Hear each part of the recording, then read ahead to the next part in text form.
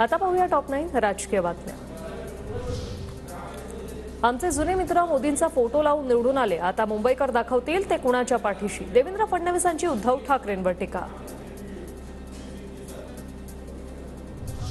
सगळं देऊनही वळसे पाटलांनी माझ्याशी निष्ठा पाळली नाही, ते जनतेसोबत काय पाळणार। मंचरमधील सभेतून शरद पवारांचा हल्लाबोल, तर दिलीप वळसेंना पराभूत करण्याचं मतदारांना आवाहन।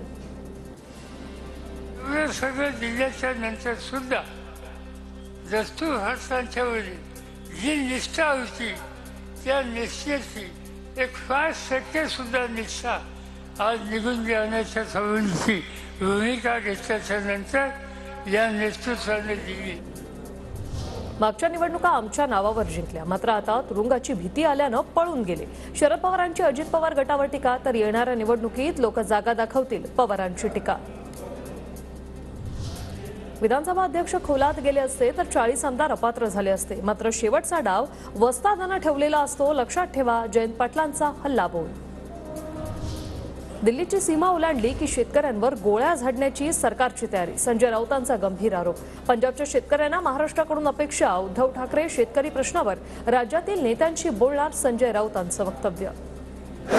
शेतकरी जर पुढे गेले, बॉर्डर क्रॉस करून, तर त्यांच्यावर गोळ्या झाडण्याची तयारी सरकारने केलेली आहे ही माझी माहिती आहे, पण त्यांना कोणत्याही परिस्थितीमध्ये दिल्लीच्या दिशेने येऊ द्यायचं नाही असं सरकारने ठरवलंय। सरकारकडून शेतकरी आणि मराठा समाजाची फसवणूक सुरू। एकनाथ शिंदेंनी शिवाजी महाराजांची खोटी शपथ घेतली, बाळासाहेबांच्याही अनेक खोट्या शपथा घेतल्या, संजय राऊतांचा शिंदेंवर निशाणा। महाराजांची शपथ खोटी आहे, बाळासाहेब ठाकरेंची यांनी अनेकदा शपथ घेतलेली आहे, यांच्या शब्दांवरती काय विश्वास ठेवताय। काल सरकारनं जो एक फसवणुकीचा प्रकार केला 10% आरक्षणाचा, तो मराठा समाजाला अजिबात मान्य नाही। अजित पवारांचे पुतणे योगेंद्र पवार शरद पवारांच्या कार्यालयात सुप्रिया सुळेंचा प्रचार करायला आवडेल, बाकी साहेब म्हणतील तसं। योगेंद्र पवारांच्या माध्यमातून शरद पवारांचा अजितदादांना धक्का।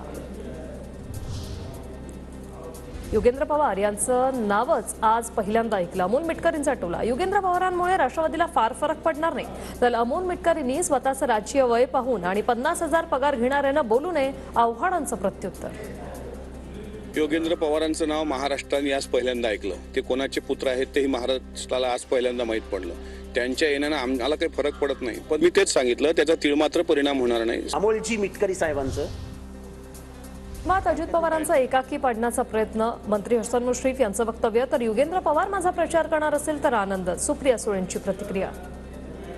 आता घरात आणि कौटुंबिक थोडंसं त्यांना एकाकी पाडण्याचा प्रयत्न होतोय, खरं आहे। दोन विचार आमचे वेगवेगळे झालेले आहेत, ते कुठे जाणार, अजित पवार कुठे जाणार, हे आता पुन्हा सुरू। आता एकदा आम्ही विचारधारा ही स्वीकारलेली आहे। आता पाहूया लोकसभेची कशी पूर्वतयारी सुरू आहे त्या संदर्भातल्या टॉप 9 बातम्या।